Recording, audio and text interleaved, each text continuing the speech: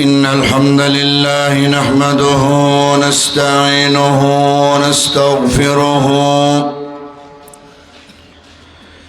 ونؤمن به ونتوكل عليه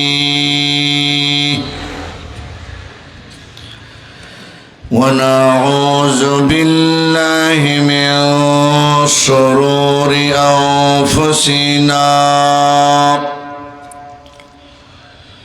ومن سيئات أعمالنا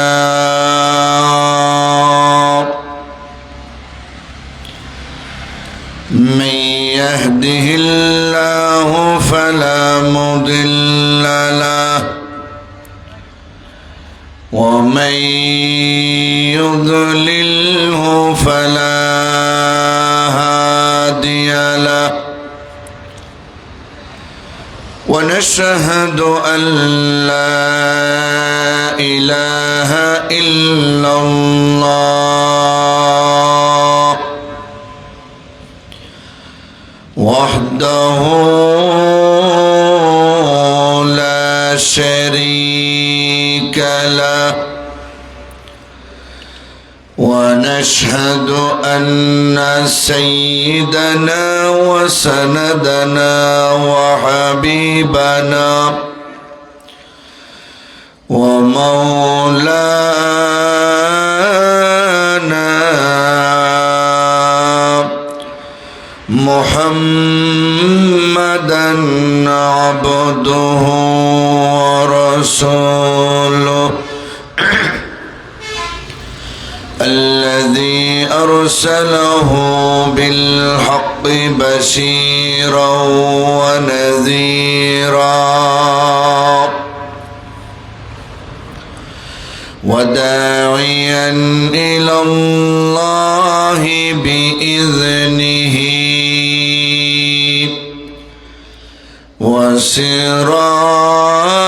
وسراجا منيرا. أما بعد فقد قال الله تعالى في كلامه المجيد وفي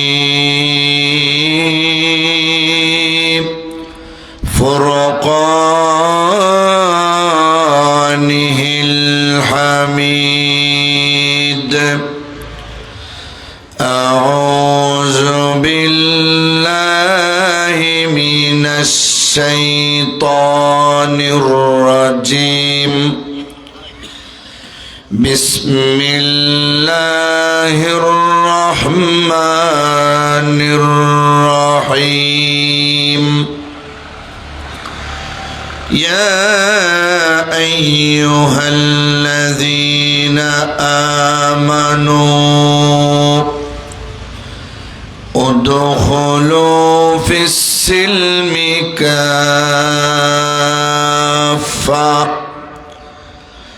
ولا تتبعوا خطوات الشيطان إنه لكم عدو مبين. وقال النبي صلى الله عليه وسلم حفت الجنة بالمكاره وحفت النار بالشهوات أو كما قال عليه الصلاة والسلام. صلى الله على سيدنا ومولانا محمد وعلى آله وأصحابه وسلم لا إله إلا الله لا إله বাইশে দিন কাঁদিবে কি ঘুমে ঘুমাইলি রে বোন সেদিন কাঁদিবে কেমনে চাইরা গেলি রে ভাই কাঁদিবে বোন কাঁদিবে কেঁদে বেহুশ হবে রে পিতা মাতা বলবে কেমনে থাকবি একা কবরে লা ইলাহা ইল্লাল্লাহ বলবে লোকে রে লা ইলাহা ইল্লাল্লাহ লা ইলাহা ইল্লাল্লাহ। এই দুনিয়ায় যাদের তুমি ভেবেছ আপন তারা তোমার নয় তো আপন ভেবে দেখো মন কেউ তোমার ওই ছোট ঘরের কেউ তোমার ওই কবর ঘরের সাথী তো হবে না রে লা ইলাহা ইল্লাল্লাহ বলেন সকলে লা ইলাহা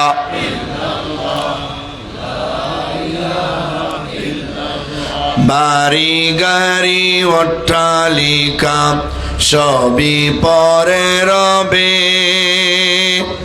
তিন পাঁচ টুকরা সাদা কাপড় তোমাকে পরাবে মাটি হবে বিছানা তোর মাটি হবে বিছানা তোর উপরে বাঁশের ছাউনি রে লা ইলাহা ইল্লাল্লাহ বলবে লোকে রে লা ইলাহা ইল্লাল্লাহ এই দুনিয়ার মোহে পরে আল্লাহকে বলিয়া কোটিপতি হইছ তুমি হারাম না মানিয়া সর্প হইয়া সেই টাকা তোর সর্প হইয়া সেই টাকা তোর কামড়াবে কপালে রে লা ইলাহা ইল্লাল্লাহ বলবে লোকে রে লা ইলাহা ইল্লাল্লাহ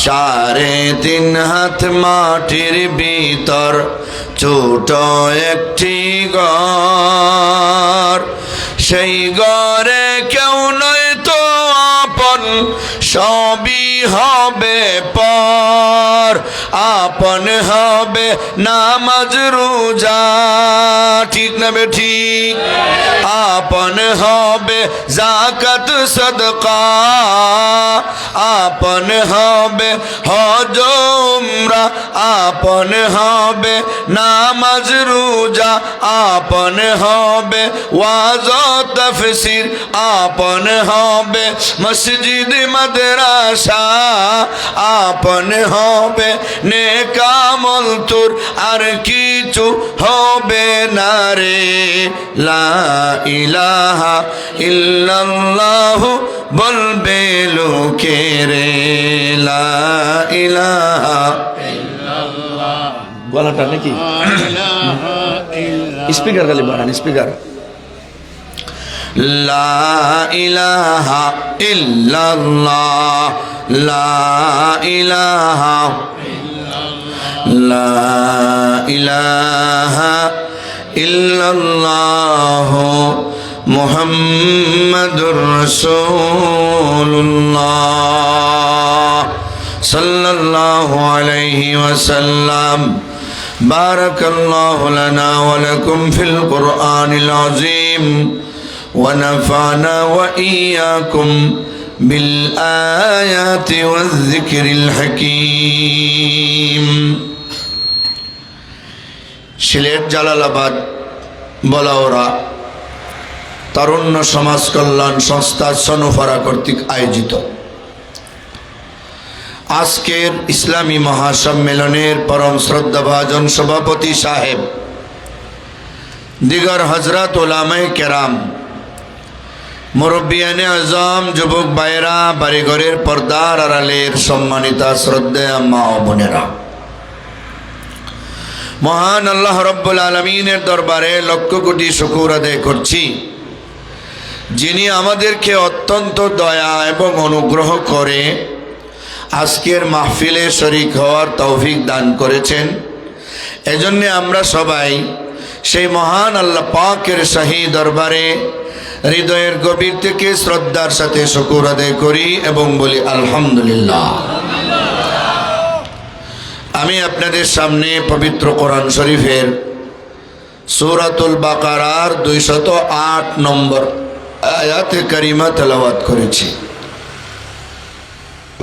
রহমাতুল লিল আলামিনের অসংখ্য হাদিসের ভান্ডার থেকে ছোট একখানা হাদিস পাঠ করেছি। তৌফিক ইলাহি শামিল হাল হলে আপনাদের সামনে আখেরি মুনাজাত পর্যন্ত কিছু আলোচনা করব।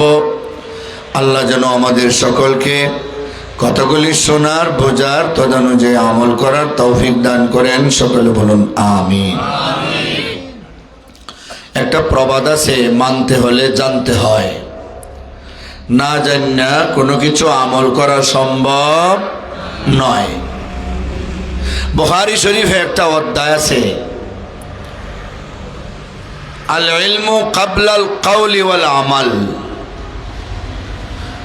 ওয়াজের আমলের আগে হইল এলেম।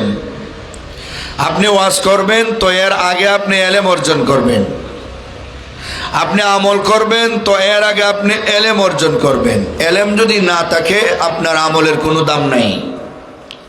ঠিক নেই? ওজুর ফরজ কয়টা? সবাই কয় না, আল্লাহ জানে কোন ভুল নিয়ে জায়গা। ওজুর ফরজ কয়টা? এক ফির সাহেব গেছে এক মুরিদের বাড়ি দাওয়াত খাইতো। ফির সাহেবে গিয়া কয়, তোর বাড়ি যে দাওয়াত খাইতাম, আমি তো বেনামাজি ঘরে খাই না, তোরা কি নামাজ পড়স? আসলে নামাজ পড়ে না, কিন্তু হুজুররে খাওয়াইবার জন্য কয় হুজুর নামাজ পড়ি। হুজুর কয় ফরজ যখন, কত দেখি ফজরের নামাজ কয় রাকাত। যে নামাজ পড়ে না হেও কিন্তু মোটামুটি জানে ফজরের নামাজ কইছে, কয় হুজুর 4 রাকাত। হুজুরে তার অবস্থা দিকে বুঝছেন এ নামাজ পড়ে না, এটা মুখস্থ বলছে, দেখি একটু টেস্ট করিয়া। মাঝে মাঝে টেস্ট করন লাগে। ফজরের নামাজ 4 রাকাত। কে কইছে রে? কয় না হুজুর, তাইলে 8 রাকাত। শেষ। হুজুরে কয় 8 রাকাত বুঝছে কইছ? কয় না হুজুর, তাইলে 16 রাকাত। উহরে উঠতেছে, মনে করতেছে হুজুর যখন মানে না তা আরো বেশি হইব। তার ওয়াইফ, বউ, রান্নাঘর থেকে এমনি 4 আঙ্গুল দেখা কয়, এ আবুলের বাপ, ইজ্জত শেষ। আগে যেটা কইছ 4 রাকাত। 4 রাকাত তো আরো আধা ঘন্টা আগে কইছে, হুজুরে মানছে না। 16 পর্যন্ত আইসি আর ঘর মানে না, কয় 4। এই লোকে যদি এই অবস্থা হয় তাহলে হের নামাজ হইব না? আপনারা কি মনে করেন? হের নামাজ আর কি করব? ওজুর ফরজ যদি কেউ না জানে তো ওজু কি করব? গোসলের ফরজ যদি কেউ না জানে গোসল করতে পারবো? এক বেলার ছেলে হয়েছে, ছেলে মেয়ে 12টা। জিগাইলাম গোসলের ফরজ কয়টা? কয় 3টা। কি কি? কয় সাবান, লঙ্গি আর গামছা। আপনারা কি বলেন? সাবান, লঙ্গি আর গামছা গোসলের ফরজ? গোসলের 1 নম্বর ফরজ গড়গড়ার সাথে কুলি করা, নাকের নরম জায়গা পর্যন্ত পানি পৌঁছানো, আর মাথা থেকে পা পর্যন্ত এমনভাবে সমস্ত শরীর ধোয়া যেন একটা চুল পরিমাণ জায়গাও ফাঁক থাকে না। যদি চুল পরিমাণ জায়গা ফাঁক থাকে আপনার গোসল হবে না। আর গোসল না হলে 1 কোটি বার ওযু করলে ওযু হবে না, আর নামাজ কোটি ওয়াক্ত পড়লে একটাও হবে না। কথা মনে বুঝেন নাই? এখন কেউ অজুর ফরজ জানে, মাগার অজু ভঙ্গের কারণ জানে না। অজু ভঙ্গের কারণ জানে না। অজু ভঙ্গের কারণ আসেনি, আছে না? কি কি কাজ করলে অজু চলে যায়, এটা হইলো অজু ভঙ্গের কারণ। অজু ভঙ্গের কারণ, এক বন্ডা ফির গেছে এক এলাকাত, হ্যাঁ নামাজ পড়াইছে, এলাকার ইমাম সাহেবকে হুজুর আপনি নামাজ পড়ান, পড়াইছে। নামাজের মধ্যে সেজদায় সহু দিছে। পরে দিয়া মুসল্লি জিজ্ঞাসা করলেন, ইমাম সাহেব জিজ্ঞাসা করলেন, নামাজের কোনো ওয়াজিব ছুটলে সেজদায় সহু দেওয়ান লাগে, ঠিক না? জানেন না আপনারা? সেজদায় সহু দিলে বুলটা শুদ্ধ হয়ে যায়। আমরা তো কোনো ওয়াজিব ছুটতে দেখলাম না, তো আপনি যে সেজদায় সহু দিলেন, কয় তোমরা জানো না নামাজের শেষ রাকাতে আমি ছোট করে একটা ভাত মারছি। নাউজুবিল্লাহ কইতা না? ফাঁদ মারা কি সিলেটের মানুষে ফাঁদ মারে না? এটা কোনো নাজায়েজ নাকি? কোনো গুনাহ আছে? দূর শুধু এতটুকু, ওযু থাকলে ওযু যাইব, আর কোনো অসুবিধা? ফাঁদ মারার দোয়া জানেন না আপনারা? এই যে কত কোটিবার ফাঁদ মারলেন, জীবনে দোয়াও জানে না। আরে জানবেন কেমন? এটা কোনো দোয়া নাই তো। সুবহানাল্লাহ জোরে বলেন। ফাঁদ মারার কোনো দোয়া আছে? এটা একটা বাতাস, এটা ঘুমাইলেও আইতে পারে, জাগ্রত অবস্থা আইতে পারে। জাগ্রত অবস্থায় না দোয়া কইলেন, ঘুমাইলে আইলে সময় কেটা দোয়া হইব? কি ফাঁদ মারবেন আপনি আর বউয়ে দোয়া হইব নাকি? কথা বলেন। এক ইয়াহুদি, কেমনে কইতাম, এক ব্রাহ্মণ এক হুজুরে গুতা দেওয়ার জন্য বলে, মিয়া তোমরা নবী মুহাম্মদে দোয়া শিখাইতে শিখাইতে শিখাইতে শিখাইতে একবারে বাথরুমও যাইবার আইবার দোয়া শিখাইছে, ঠিক না? মনোযোগ দিয়ে শুনলেন, একটু ভূমিকা দিতেছি, এরপরে ওয়াজ শুরু হইব।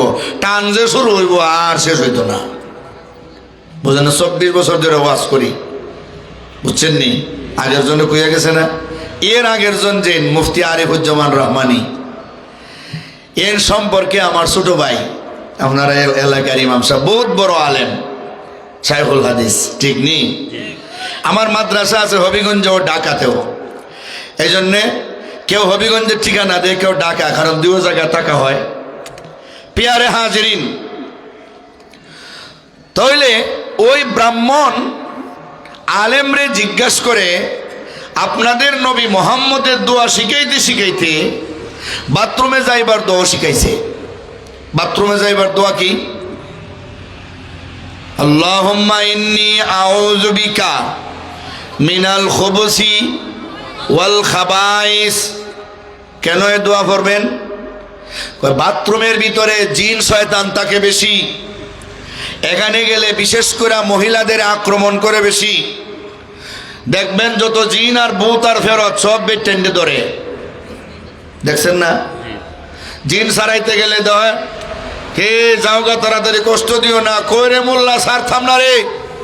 কেন? আমার মুখও ফেসাব করে দিছে। মুখও কেমনে ফেসাব করলো? আমরা বাথরুমও থাকি। থাকবার আর জায়গা হস না, বাথরুমও গেতা হস, আর হাঁ করে বইয়াতে হস। মানুষে ফেসাব করলে তোর মুখে ভরতো? এরাই জায়গার থাকে, খবিস জিনগুলি বাথরুমে থাকে। এই জন্য নবীর শিক্ষা, আপনি যদি দোয়া ফিরা যান, আপনারে জিনের বাফেও ধরতে পারবে না। সুবহানাল্লাহ বলেন। আর বাহির হইয়া একটা দোয়া বলতে হয়, গুফরানাকা আলহামদুলিল্লাহিল্লাযী আযহাবা আন্নিল আযা ওয়া আফানি। সুবহানাল্লাহ বলেন। কেন? আল্লাহ তোমার কাছে মাপ চাই, বাথরুমে যে কয়টা মিনিট বসলাম তোমার এত ডাকতে পারি নাই গো আল্লাহ। সব সময় তোমার ডাকা উচিত, তোমার এত ডাকতে পারি নাই, এই জন্য তোমার কাছে মাপ চাই। মালিক, তুমি যেই জায়গায় মনে চায় মারতে পারো, বিমানে মারতে পারো, হাটে মারতে পারো, মসজিদে মারতে পারো, বাথরুমে মারতে পারো। তুমি যে আমারে বাথরুমও ফেলে মারো নাই, আল্লাহ গো, তুমি যে আমারে সুযোগ দিয়েছ, তোমার দরবারে লাখ লাখ শুকরিয়া। সুবহানাল্লাহ বলেন। নবীর শিক্ষার মধ্যে কত হিকমত আসেনি না নাই? কয় মুহাম্মদে তোমাদের বাথরুমে যাইবার আইবার দোয়া শিখাইছে, বলো তো দেখি ভাত মারার দোয়া কোনটা? হে অন্যান্য আলেমদের কাছ থেকে জানছে ভাত মারার কোনো দোয়া নাই, তো হুজুর রে কইয়া আটকে দেই। হুজুর যখন কইব ভাত মারার কোনো দোয়া নাই, নবীজি শিখাইছে না, তখনই সে একটা গুতা দিব। গুতাটা কি জানেন? গুতাটা হইল তোমাদের মুহাম্মদের কাছে আয়াত নাজিল হইছে, আল ইয়াউমা আকমালতু লাকুম দীনাকুম ওয়া আতমামতু আলাইকুম নি'মাতি ওয়া রাদিতু লাকুমুল ইসলাম দীনা। আজ আমি তোমাদের ধর্ম পূর্ণ করে দিলাম। এই যে আল্লাহ বলে দিলেন, ধর্ম যদি পূর্ণ হইল, তাহলে যেই ধর্মে ফাঁদ মারার দোয়া নাই, এটা পূর্ণ হয় কেমনে? এই গুতা দেওয়ার জন্যই বলতেছে, বলো ফাঁদ মারার দোয়া কি? হুজুরে কয় ফাঁদ মারার দোয়া, মনে মনে কয় ফাঁদ মারার দোয়া তো কোনো কিতাবও পাইলাম না। হে আমারে প্রশ্ন করে, ফাঁদ মারার কোনো দোয়া তো নাই। মনে মনে বুঝতেছে যে ঘুমাইলেও তো এটা আসতে পারে, বাতাস, এটা একটা বায়ু, আঞ্চলিক ভাষার না একটা ফাঁদ, এটা একটা নাম, শুনতে খারাপ লাগলো, বলতে কোনো অসুবিধা নাই, এটা সবাই মারে, এটার কোনো দোয়া নাই। তবে হে আমারে যে গুতা দিতে চায়, তারে আমি এই সুযোগ দিব না। হুজুর বলতেছে কয় ফাঁদ মারার দোয়াটা আমি জানি না, মানে নবীজি শিখাইছে না আমাদেরকে, তবে মোটামুটি ভাবে আমরা ফাঁদ মারলে একটা দোয়া পড়ি। করে কি কর, নবী শিখাইছে না আবার হেরা পরে? কয় এটা আবার কোন দোয়া? কয় এটা কোন যেত না, কইলে আপনার আর কষ্ট হইব। কয় না না কষ্ট হইতো না, বলেন। কয় না, কইলে কষ্ট হইব। কয় না, বলেন কষ্ট হইতো না। খুব জোরাজোরি করে। কয় দেখো ভালো করে কইস, কষ্ট হইতো না? কয় না, কষ্ট হইতো না। কথা হলে শোনো, আমি কই ভাত মাইরা আমরা কি দোয়া করি? হরে কৃষ্ণ হরে রাম হরে হরে রাধে, সকল ব্রাহ্মণের জন্ম হইছে মুসলমানের ভাদে। এটা হলো ভাত মারার দোয়া। দুর্মে কি? আমি তো আগে কইছি, কইতাম না। আমরা দোয়া বললেই তো আস্তে আস্তে করি, জোরে বললে তোমরা শুনলে সমস্যা। ব্রাহ্মণে কয় মোল্লারে চাইছিলাম গুতা দিতাম, হে যে আমার উল্টা গুতাই লিছে। এই জন্য 1 মন এলেমের সঙ্গে 9 মন আকল লাগে। কথা বলেন ঠিক নি? আরো জোরে বলেন। তাহলে অজু ভঙ্গের কারণ যদি কেউ না জানে, অজু করলো কিন্তু অজু যে চলে গেল, ঘুমাই গেল, হেলান দিয়ে ঘুমাইলো, অজু চলে যাইব। মুখ বইরা বমি করলো, অজু চলে যাইব। বাতাস ছাইরা দিল, অজু চলে যাইব। পায়খানা প্রস্রাব কইরা গেল, অজু চলে যাইব। মাতাল হয়ে গেল, পাগল অচেতন হয়ে গেল, অজু চলে যাইব। এখন অজু করার পরে এইগুলি অজু ভঙ্গের কারণ ঘটার পরেও যদি কেউ নামাজ হই পরে, তার নামাজ হইব নি? তাহলে মানার জন্য আগে শর্ত হইল জানা, আগে হইল এলেম, এর পরে আমল। আর এলেম অর্জন করার জন্য আপনারা এখন আর মাদ্রাসায় ভর্তি হওয়া সম্ভব না। এইভাবে বছরে 2-4টা ওয়াজ মাহফিলের আয়োজন করবেন, সেটা মসজিদের পক্ষ থেকে হোক, সংগঠনের পক্ষ থেকে হোক, করলে কি লাভ হবে? লাভ হবে আপনারা এলেম অর্জন করতে পারবেন, এরপরে আমল করবেন, এরপরে জাহান্নাম থেকে মুক্তি পাইয়া জান্নাতের মেহমান হবেন। চিৎকার মেরে বলুন সুবহানাল্লাহ। তাহলে ওয়াজ শোনার মধ্যে লাভ আসেনি না নাই? আরো জোরে বলেন আসেনি? আমার প্রাণের ভাইয়েরা, আমার প্রাণের বাবারা, আমি ওয়াজ করা অবস্থায় যখন সুবহানাল্লাহ, আলহামদুলিল্লাহ, আল্লাহু আকবার বলার সময় হবে, নাউজুবিল্লাহ, ইন্নালিল্লাহ বলার সময় হবে, এই সময় এগুলি ঠিক মতো আল্লাহর দেওয়া জবান দিয়া বলতে রাজি আছেননি? সবাই রাজি আছেননি? একজন মুর্দা কবর জগতে কোটি কোটি বছর আল্লাহর নাম জপলে একটা সওয়াব দেওয়া হবে না। অথচ আপনি আমি একটা সেকেন্ডে যদি একবার সুবহানাল্লাহ বলি, একবার যদি আলহামদুলিল্লাহ বলি, আসমান আর জমিনের মাঝখানের মহাশূন্য সওয়াবে পূর্ণ হয়ে যাবে। কাল কঠিন হাসরের ময়দানে ইয়াউমা ইয়াফিরুল মারউ মিন আখিহি ওয়া উম্মিহি ওয়া আবিহি ওয়া সাহিবাতিহি ওয়া বানি লিকুল্লি ইমরিইম মিনহুম ইয়াউমা ইযিন শানু ইউগনি। যেদিন মা বাবা তার সন্তান থেকে পলাইবে, সন্তান তার মা বাবা থেকে পলাইবে, একটা নেকি দিয়ে কেউ সাহায্য করবে না। ওই দিন আপনার সুবহানাল্লাহ, আলহামদুলিল্লাহ আলহামদুলিল্লাহর সওয়াব দিয়া মহান আল্লাহ মিজানের পাল্লা পূর্ণ করিয়া দিবে। তাহলে সওয়াব আমরা করব কবরে গিয়া নাকি দুনিয়ায়? আর জোরে, আল্লাহর এক ওলি পুরাতন এক কবরের পাশে দিয়ে যাইতেছি, হঠাৎ করে দেখে একটা বড় ছিদ্র গর্ত দেখা যায়। গর্তের ভিতরে একজন মানুষ দাঁড়াইয়া নামাজ পড়ে, নামাজ আর নামাজের মধ্যে সূরা পড়ে, আলহামদুলিল্লাহি রাব্বিল আলামিন আর রহমানির রহিম মালিকি ইয়াউমিদ্দিন ইয়াকা না'বুদু ওয়া ইয়াকা নাস্তাঈন ইহদিনাস সিরাতাল মুস্তাকিম সিরাতাল الذين أنعمت عليهم غير المغضوب عليهم ولا الضالين الله أكبر বলেন।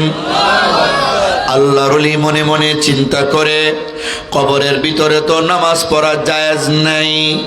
নবী বলেন, লা তাত্তাখিযু কুবুর আম্বিয়াইকুম মাসাজিদা, তোমাদের নবীদের কবর সমূহকে তোমরা সেজদার জায়গা বানাইও না। কবর যদি জিয়ারত করো, দোয়াটা কবর থেকে আলাদা কইরা মুখ দিয়া করবা, দূর থেকে যেন কোনো মানুষ বুঝতে না পারে যে তুমি মুর্দার কাছে চাও। এটা যদি বুঝি সেও মুর্দার কাছে চাইয়া শিরিক গুনাহ করে ফেলবে, তোমার কারণে তার ঈমান নষ্ট হয়ে যাবে। ঠিক না বেঠিক?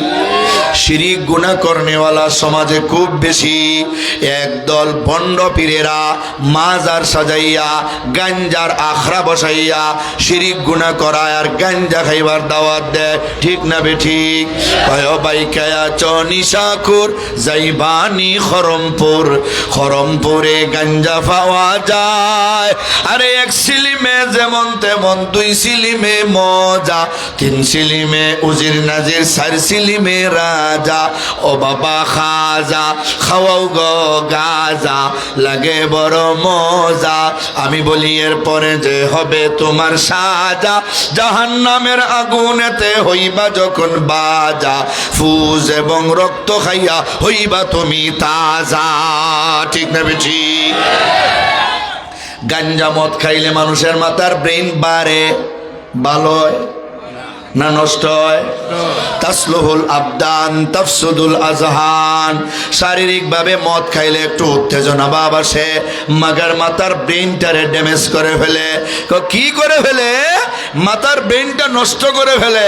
বাড়িতে গিয়া বউরে কয়, আম্মা গো ভালো আছেনি? বউরে কিতা ডাকে? বুঝেন এখন কি পরিমাণ নষ্ট হয়। তাহলে মদ আর গাঞ্জা খাওয়া চলতো? কথা বুঝেন না? একদল লোকেরা ওই সমস্ত বন্ডদের মাজারে নিয়া শিরিক গুনাহ করায়। শিরিক গুনাহ মহাপাপ। নন সিলেট থেকে সিলেটে আসেনি না? না বাবা শাহজালাল তুমি লালে লাল, তুমি কুদরতে কামাল, তোমায় পাইয়া সিলেটবাসী হইয়াছে যে লাল। বাবা শাহজালাল, তাই তো তোমার নামে গরু ছাগল সব হালাল। নাউজুবিল্লাহ বলেন। কি করছে? শিরিক। শাহজালালকে কুদরতে কামাল বানাইছে। কুদরতে কামাল মানে সকল ক্ষমতার মালিক। বলেন বলেন, সকল ক্ষমতার মালিক একমাত্র কে? আরো জোরে বলেন কে? এখন যদি আল্লাহর সমান গায়রুল্লাহরে নিয়া লাগা মিলায়, শিরিক হইবনি? শিরিক শিরিক। এরপরে কয়, তাই তো তোমার নামে গরু ছাগল সব হালাল। ও মুসলমান ভাইরা বলেন দেখি, গরু জবে করলে, ছাগল জবে করলে, উট জবে করলে, মুরগ জবে করলে, হাঁস জবে করলে আপনারা কি শাহজালালের নাম বলবেন নাকি বিসমিল্লাহি আল্লাহু আকবার বলবেন?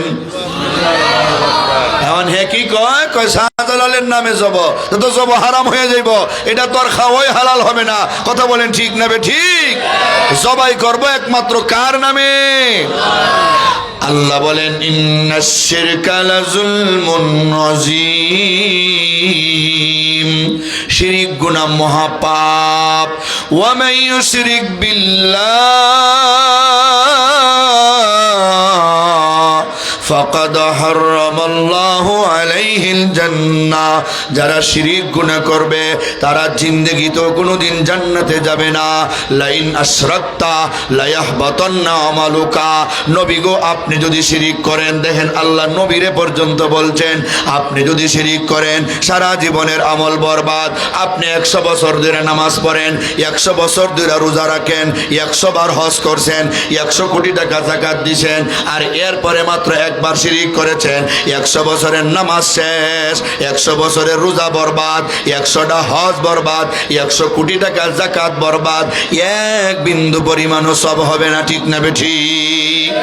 সব তো হবেই না, বরং মুশরিক হয়ে গেলেন, আর মুশরিক হওয়ার কারণে একদিনও জান্নাতে যেতে পারবেন না, চিরদিনের জন্য আপনি জাহান্নামে জ্বলতে হবে। নাউজুবিল্লাহ বলেন।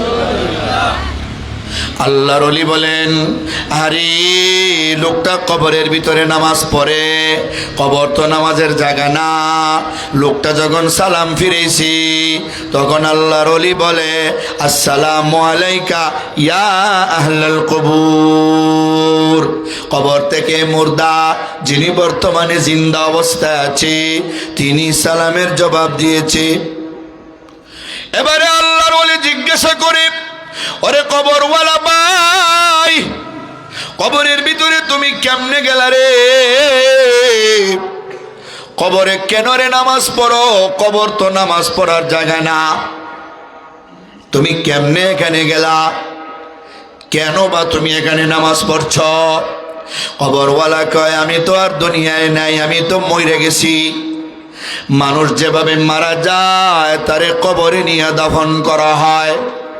মানুষ মারা গেলে মসজিদের মাইকে এলান করা হয়, ঠিক নি? কয় ইন্না লিল্লাহি ওয়া ইন্না ইলাইহি রাজিউন। ওরে বলা ওরার মুসলমানেরা শুনো, আব্দুল্লাহ মারা গেছে গো, আগামীকাল জোহরের নামাজের পরে অমুক ঈদগাহের ময়দানে তার জানাজা হবে। বন্ধু বান্ধব মুমিন মুসলমান যে যেখানে আছো দাওয়াত, তার জন্য একটু দোয়া করবা, জানাজায় শরীক হইবা।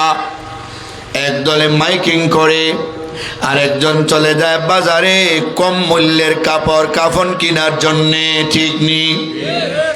কেউ চলে যায় খন্তি কুদাল নিয়ে কবরে। কোটি টাকার বাড়িতে আমার বাবা আব্দুল্লাহরে আর রাখা হবে না, আসল বাড়ি গুরুস্থানে কবরে নিয়ে রাখবো। যেই বাড়িতে কোনো পালক নাই, যেই বাড়িতে কোনো জাজিম নাই, লেফতোষক নাই, কমলি নাই, এয়ার কন্ডিশন নাই, ফ্যান নাই, বাতি নাই, অন্ধকার, ফ্যাক আর কাদা। বর্ষাকালে কবর খনন করলে পানি আর ফ্যাকের মধ্যে এত দামি একটা মানুষ রে রাখতে হয়, ঠিক কিনা বলেন? আজ পর্যন্ত তো এই কথা কেউ বলে না আমার বাবার কবরে ফ্যাক আইসা গেছে, আমার বাবারে 1 সপ্তাহের জন্য আমার বাড়িতে রাখবো, 1 সপ্তাহ পরে কবরে দাফন করব। কোনো সন্তান এই কথা বলে না, অথচ ওই বাবা ওই 5 কোটি টাকা দিয়া বাড়ি বানিয়ে গেছে, ঠিক নেবে ঠিক? গরম পানি আর বড়ই পাতা রেডি হয়ে যায়। লাস্টারে যখন দোয়া তখন ডাইকা বলে কে রে আমারে ধৌত করছো,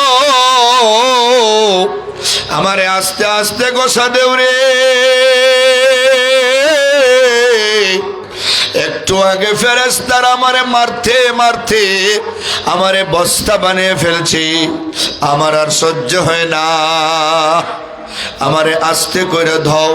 কারণ জন্মের পরে গোসলটাও আমি নিজে হাতে করতে পারি নাই, মহিলারা আমারে গোসল দেওয়াইছিল। আর আজকে মারা গেলাম, আজকের গোসলটাও আমি নিজ হাতে করতে পারি নাই। পুরুষ হইলে আমারে পুরুষে গোসল করায়, মহিলা হইলে মহিলারা গোসল করায়, ঠিক নেবে ঠিক? কাফন যখন প্যাকেট করে ফেলা হয়, বাড়িঘর তো আর দেখে না, এখন বন্ধ। আমারে এখন কাফনের ভিতরে ঢুকায় দিছো। আমি কোটি টাকা দিয়ে বাড়ি বানাইলাম, সারা জীবন সৌদি আরব তাইকা ব্যবসা করলাম, লন্ডন আমেরিকা তাইকা ব্যবসা করলাম, এত দামি বাড়ি বানাইয়া 1 মাসও বাড়িতে আইসা ওই বিল্ডিং আমি থাকতে পারি নাই। আরে আমি মইরা গেলাম, সাথে সাথে আমারে বাড়ি থেকে নামাইয়া দিলা, আমারে কবরে নেওয়ার জন্য সবাই রেডি হইয়া গেলা, আমারে কাফন দিয়া প্যাকেট করে ফেললা। আমার বাবা মা কোথায় গো? ও আমার ছেলে মেয়ে, আমার বিবি, তোমরা কোথায়? তোমাদের কি একটু মায়া লাগে না? আমারে যে কবরে নিয়ে যাইতেছো, ওই অন্ধকার কবরে আমি গিয়ে কেমনে থাকবো? ফেরেশতারা লোহার অস্ত্র নিয়া, আগুনের অস্ত্র নিয়া দাঁড়ায় আছে আমারে শাস্তি দেওয়ার জন্য। ওই কবরে গিয়ে আমি কেমনে থাকব? চিৎকার দিয়া দিয়া মুর্দারা বলে, কিন্তু হাদিসে ইল্লাস সাকালাইন বলে জিন ইনসানকে আলাদা করা হয়েছে। কয় জিন ইনসানেরা কোনো মুর্দার আওয়াজ শোনে না, বাকি পশু পাখি, গরু ছাগল, হাঁস মুরগেরা শুনে।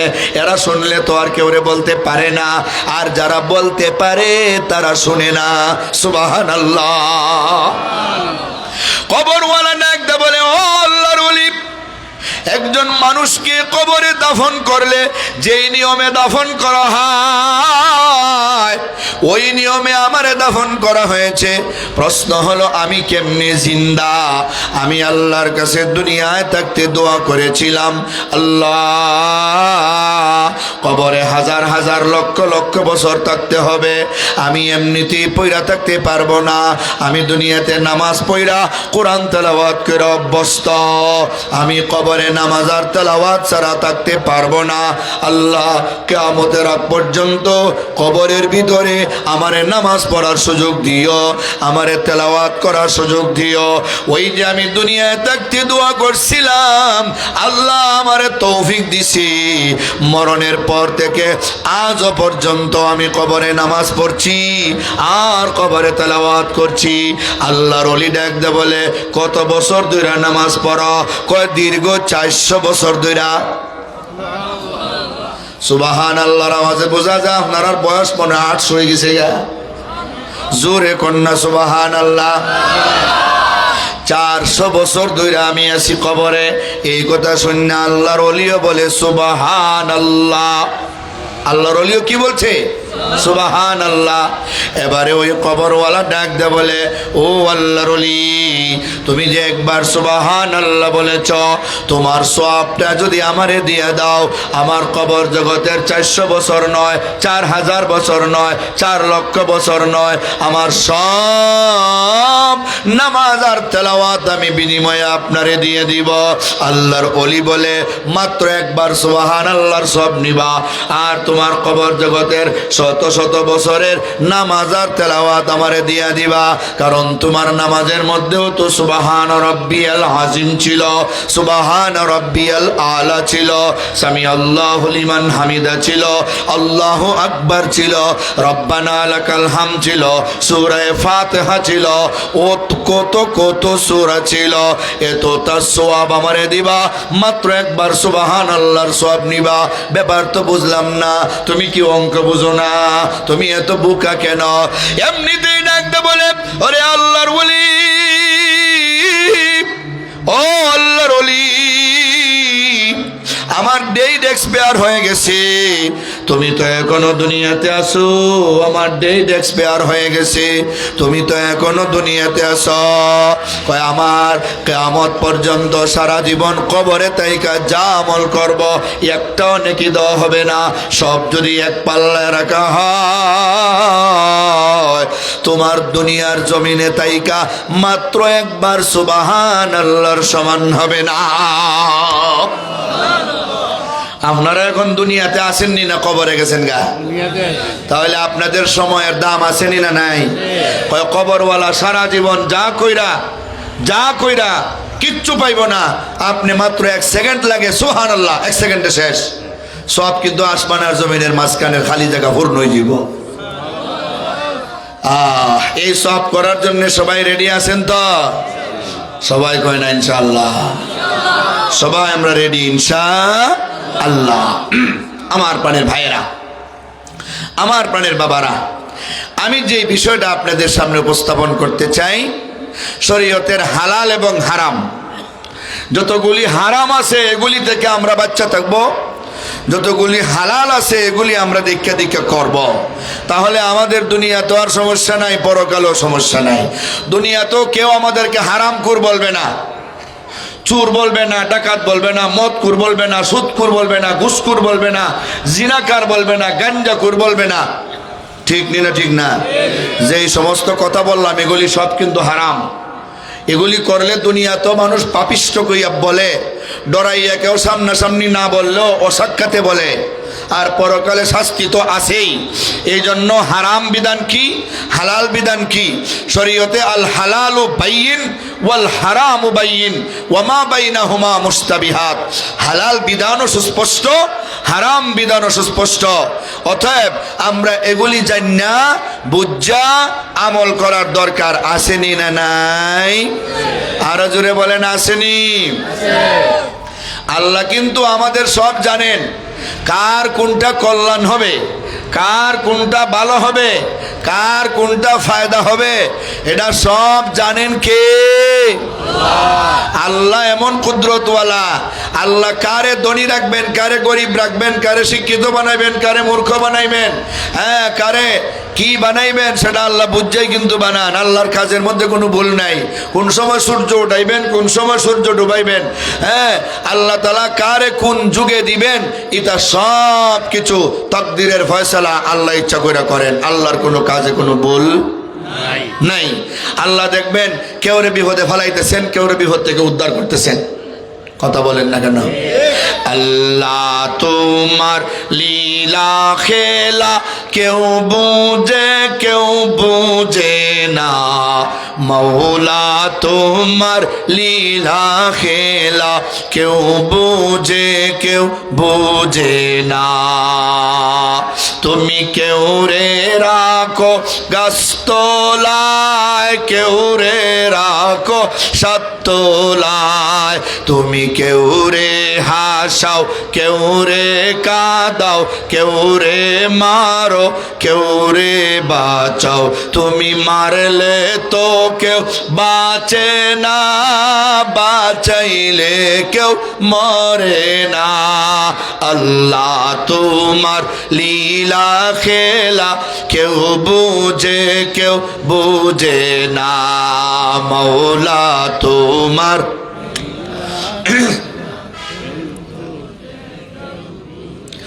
ইব্রাহিম তোমার নবী ছিল, নমরুদে আগুনে ফেলল। ইব্রাহিম তোমার নবী ছিল, নমরুদে আগুনে ফেলল। আগুনে হইল ফুল বাগিচা, আগুনে হইল ফুল বাগিচা, পশম কেন জ্বলল না? আল্লাহ তোমার লীলা খেলা কেউ বুঝে কেউ বুঝে না, মৌলা তোমার লীলা খেলা। ইউনুস তোমার নবী ছিল, মাছেতে গিলিয়া ফেলল। ইউনুস তোমার নবী ছিল, মাছেতে গিলিয়া ফেলল। মাছের পেটে থাকলেন নবী, মাছের পেটে রইলেন নবী, হজম কিন্তু হল না।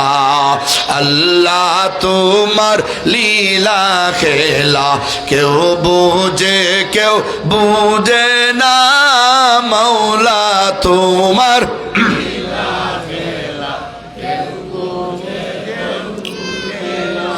मूसा तुम्हार नबी ছিল তুর পাহাড়ে तुम देखते চাইল मूसा तुम्हार नबी ছিল তুর পাহাড়ে तुम देखते চাইল তোমার নূরে পাহাড় জ্বলল তোমার নূরে পাহাড় জ্বলল मूसा तो আর জ্বলল না আল্লাহ তোমার লীলা খেলা কেউ বুঝে না মৌলা তোমার লীলা খেলা আইয়ুব তোমার নবী ছিল সর্ব অঙ্গ পোকে খাইল আইয়ুব তোমার নবী ছিল সর্ব অঙ্গ পোকে খাইল আল্লাহ আল্লাহ জপতে লাগলো আল্লাহ আল্লাহ জপতে থাকলো তোমায় কেন বলল না আল্লাহ তোমার লীলা খেলা কেউ বুঝে না মৌলা তোমার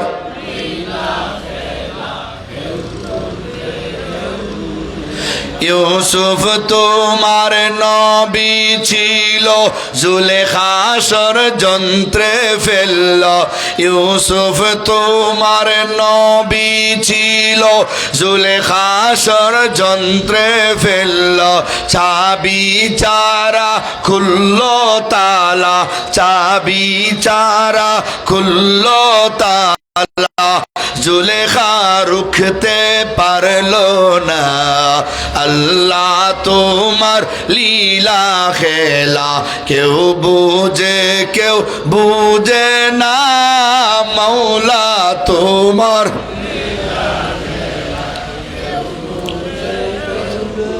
সবাই বলেন আল্লাহু আকবার এটা সব কার প্রশংসা হয়েছে আল্লাহ কারে কি করবেন সেটা কেউ বলতে পারে না কথা বলেন ঠিক নেই মুসার মতো ঈমান হলে রাস্তা হবে সাগর জলে ইউসুফের মতো ঈমান হলে একে একে সব দরজা খুলে ইব্রাহিমের মতন ঈমান যদি আজও তাকে বিদ্যমান অগ্নিকুণ্ডে দেখতে পাবে সুন্দর একটি ফুল বাগান সুবহানাল্লাহ কারে আল্লাহ কি করবেন এটা দুনিয়ার কেউ জানে না কেউ বলতে পারে না ঠিক না বেঠিক আমার প্রাণের ভাইয়েরা আসুন আপনাদের সামনে একটা হারাম নিয়ে আলোচনা করি কষ্ট হইব সবাই বলেন কষ্ট হইব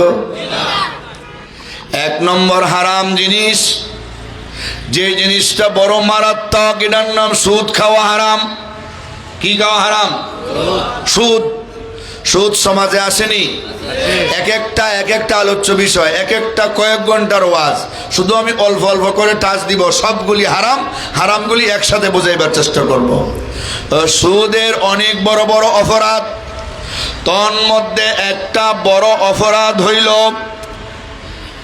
আপন মায়ের সাথে 70 বার জিনা করার মতো গুনাহ হয় কোন হাদিসে আছে 36 বার জিনা করার সমান গুনাহ হয় নাউজুবিল্লাহ বলেন জিনা তো এমনি গুনাহ এটা আলাদা হারাম এও আবার মায়ের সাথে এটা মারাত্মক ধরনের হারাম ঠিক নি বলেন যাদের সামান্যতম হিতাহিত জ্ঞান আছে ওরে বাবারে সুদ খাইয়া এত মারাত্মক গুনাহ হয় যেই মা আমারে কষ্ট কইরা 10 মাস 10 দিন পেটে রাখলো প্রসব ব্যথা কষ্ট সহ্য করলো 2 বছর আমারে দুধ পান করাইলো মায়ের বুকে মায়ের কোলে বিছানায় কত প্রস্রাব পায়খানা করে দিলাম ওই মায়ের সঙ্গে জিনা করার গুনাহ হয় ওই সুদ আমি খাইব না প্রয়োজনে পেটে পাথর বাইদা মরব এমন গুনার কাছেও আমি যাব না ঠিক না বেঠি এটা হলো সুসন্তান এটা কি মায়ের সাথে জিনা হয় গুনার কাছেও আমি যাব না আরেকটা কি হয় আল্লাহ বলেন, ইয়া আইয়ুহাল্লাযীনা আমানুত্তাকুল্লাহা ওয়া যারু মা বাকিয়া মিনার রিবা ইন কুনতুম মুমিনিন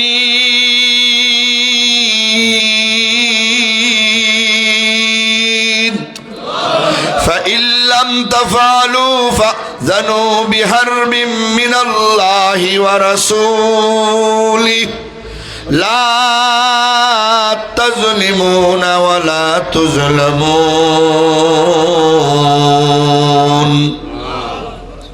আল্লাহ বলেন, ও দুনিয়ার সুদখোরেরা, সুদ খাওয়া যে হারাম এটা জানার পরে যারা সুদ খাওয়া ছাইরা দিবা তারা তো মাশাআল্লাহ ভালো আগের আয়াতে আছে, ওই আয়াতের আরো আগে আছে।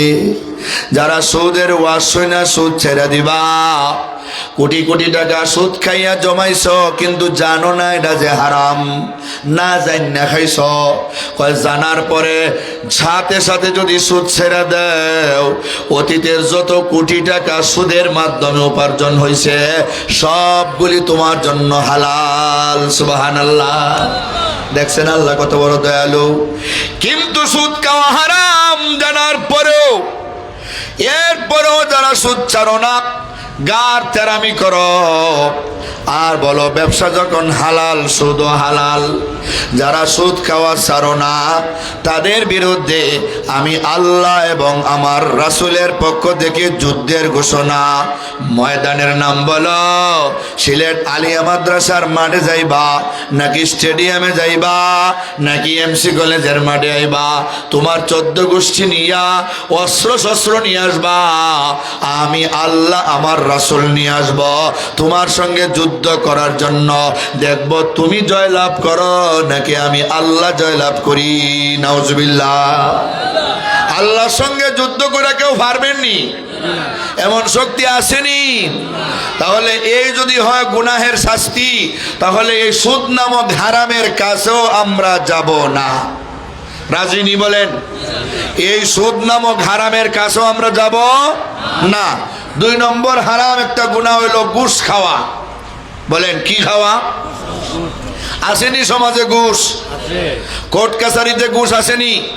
ম্যাজিস্ট্রেটে ঘুষ খাইয়া মার্ডারের আসামি খালাস দেয় আর ভালো আসামিরে জেলে ঢুকায়। আসেনি এমন? পুলিশে ঘুষ খাইয়া ভালো আসামিরে রাস্তার থেকে ছাইরা দেয়, তার সেকশন কমায়া দেয়, বুঝেননি? 26টারে 24 বানায়া দেয়, 24রে 23 বানায়া দেয়, মামলা ডিসমিস। তা কি করে? ঘুষে। আর গ্রামে কিছু বুদ্ধিমান মুরব্বী আছে, লেখাপড়া নাই, মাগার ব্রেনটা এত ভালো, ওরে বাবারে বাবা, উকিলরা পর্যন্ত আরে আব্বা ডাকতে বাধ্য। কথা বোঝেন নাই মনে হয়? কিশোরগঞ্জের আদালতে একটা মামলা উঠছে। মামলা সাক্ষী একজন গ্রামের মাতব্বর, মূর্খ মানুষ, মূর্খ মাতব্বর। অনেক মাতব্বর আছে লেখাপড়া জানে না কিন্তু ব্রেন খুব ভালো, শিক্ষিত লোক তার ধারে কাছে যেতে পারে না। সাক্ষী হইছে, বাদী গিয়া তার ফিফি পাবলিক প্রসিকিউটর তারা গিয়া বলতেছে, স্যার আমার সাক্ষী এটা তো গ্রামের একজন মাতব্বর, সে তো আসামি পক্ষ থেকে 1 লক্ষ টাকা ঘুষ খাইছে, এখন তো আমার পক্ষে সাক্ষী দিব না, সব বিপক্ষে দিব, আসামিরে তো আটকানো যাব না। পিপি বলতেছে, উকিল বলতেছে যে সাক্ষী লোকটা মাতব্বর, দেখি শিক্ষিত না মূর্খ? মূর্খ স্যার, দস্তখত জানে না, দস্তখত দিলে কলম 3টা ভাঙ্গে। দৌড় মিয়া, তাহলে টেনশন নাই, হে মূর্খ লোকে আর কি সাক্ষী দিব? হ্যাঁ সাক্ষী দেওয়ার জন্য উঠবো, আমি তার এলোপাতারি প্রশ্ন করে আওলা জাওলা লাগাই দিব, শেষ পর্যন্ত ঠিক মতোই সাক্ষী দেওয়ার লাগবো। আওলা জাওলা লাগাই দিব, শেষ পর্যন্ত ঠিক মতোই সাক্ষী দেওয়ার লাগবো। বুঝেন? ঠিক আছে স্যার, আপনি প্রশ্ন করলে তো ঠিক আছে, আপনার উপরে আমার একটা আস্থা আছে। বেটা যখন সাক্ষী দেওয়ার জন্য সেরেস্তায় দাঁড়াইছে, ফিফি সাহেব উকিল সাহেব বলতেছে, চাচা আপনি তো মুরব্বী মানুষ, আমি আশা করি আপনি সত্য সাক্ষী দিবেন, আমি আপনার কিছু প্রশ্ন করতে চাই, দেখি একটু উত্তর দেন। কি? আপনার বাড়ি কিশোরগঞ্জ জেলার কোন থানায়? অষ্টগ্রাম থানা। অষ্টগ্রাম ইটনা মিঠাবন 3 থানা 1 আসন, এটা সাবেক রাষ্ট্রপতি আব্দুল হামিদের এলাকা। কথা বুঝেন? আমরা তো সারা দেশে যাই যখন সব চিনি। আমার বাড়ি অষ্টগ্রাম। অষ্টগ্রাম থানা থেকে কিশোরগঞ্জ জেলা সদরে আসতে আপনার কত সময় লাগে চাচা? উকিল সাহেব প্রশ্নটা হয় নাই, সুবহানাল্লাহ বলতেন না? উকিল সাহেব প্রশ্নটা হয় নাই কেন? অষ্টগ্রাম থেকে কিশোরগঞ্জ জেলা সদরে আসতে আমাদের 3টা ব্যবস্থা আছে। 3 ব্যবস্থায় 3 টাইম। 3 ব্যবস্থা মানে কয় ফায়ে হাইটে আসতে পারি, কিছু গাড়ি দিয়েও আসতে পারি, আবার নৌকা দিয়েও আসতে পারি। তাহলে নৌকা রইল 1 টাইম, পায়ে হাঁটার 1 টাইম, গাড়ি রইল 1 টাইম। তুমি তো আর বাইঙ্গা বলো নাই, এই জন্য সরি বাবা, আমি ওর টাইমটা বলতে পারি নাই। উকিল ওরে বাবা বেটা যে আমার আব্বাটা হাইলি পড়ি বুঝা লাগছেনি একটা। তুই কয় চাচা গো নৌকাটা যদি আসেন কত সময় লাগবো? কয় প্রশ্নটা এখনো হয় নাই। নৌকারও 3 ব্যবস্থা। কেমনে?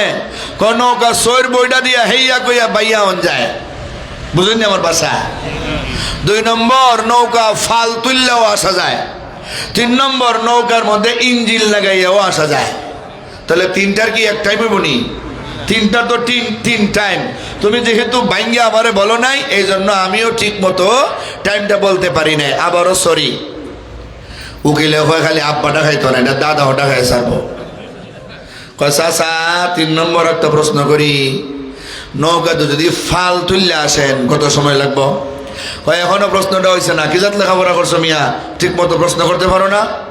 ফালেরও 3 ব্যবস্থা। কেমনে? বাতাস বেশি হইলে দ্রুত লই আইব, বাতাস কম হইলে স্লো আনবো, বাতাস বন্ধ হইলে তোর বাঘ হাত ধরতো না। এমনি হাকিম সাহেব মুখ থেকে কলমটা সরায় কয় উকিল সাহেব আপনি হইরা হুদা উকিল, চাচা না হইরা ব্যারিস্টার। এমন কিছু মাতব্বর গ্রাম এলাকা আসেনি না নাই? এরা একদিকে খায় 500 আর একদিকে খায় 1200। কথা বুঝছেন নি? এখন বলেন তো দেখি কার পক্ষে যাইব? 1200। 500 ওয়ালায় জানে না 1200 খবর, 1200 ওয়ালায় জানে না 500 খবর। চাচা কিন্তু দুটোই জানে। কথা বুঝেন নাই? জানেনি? বিচারকিয়া যখন চাচায় 1200 পক্ষে মারতেছে, কথা বলতেছে, 500 ওয়ালায় মনে মনে কয় রাত কালি 500 টাকা দিলাম, হে দিয়ে আমার উল্টা মাতে গিতা কেমনে তারা ইয়াদ করাইতাম। যদি 500 দিলাম নই তা কইতে তো সমস্যা।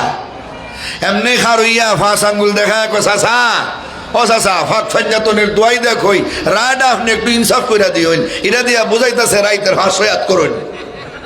কথা বুঝেন না? চাচা কো বাবা ফাঁক ফাঞ্জাতনের দিন শেষ, 12 অলিয়ার বাংলাদেশ। হানে 1200 পাইছি কেন 500 আর চলবো নি? এটা কইরা ঘুষখোর সমাজে আসেনি না নাই? ঘুষখোর কি হইব? এই ঘুষখোররা দুনিয়া তো সম্মান পায় না, শ্রদ্ধা পায় না, আর পরকালে জাহান্নামে জ্বলন লাগবো। আল্লাহ তাআলা বলবেন কত নেকি লই আইছো? 5 কোটি। মাশাআল্লাহ 5 কোটি নেকি, তবে জান্নাতে যাইবা। ওই তবে তোমার কাছে কেউ ফাওনাদার আছে কিনা আমি একটু জিজ্ঞাসা করি। হাসরের ময়দানে আল্লাহ জিজ্ঞাসা করবেন, বলা ওরার অমুক তো 5 কোটি নেকি লই আইছে, জান্নাতও যাইব গা, তার কাছে তোমরা কেউ ফাওনাদার আসনি? দেখা যাব হাজার হাজার ফাওনাদার। কইবা আল্লাহ বড় বিচারক ছিল, বিচার করতো ঘুষ খাইয়া, আমার খাইছে 500, আমার বিপক্ষে গেছে। আমার খাইছে 1200 খাইয়া, আমার পক্ষে কইছে ঠিকই, কিন্তু টাকা কেন খাইলো? পক্ষ তো এমনি না কইব, ইনসাফ ভিত্তিক কথা না কইব, হে আমার টাকা কেন খাইলো? সবাই যার যার টাকা দাবি করব।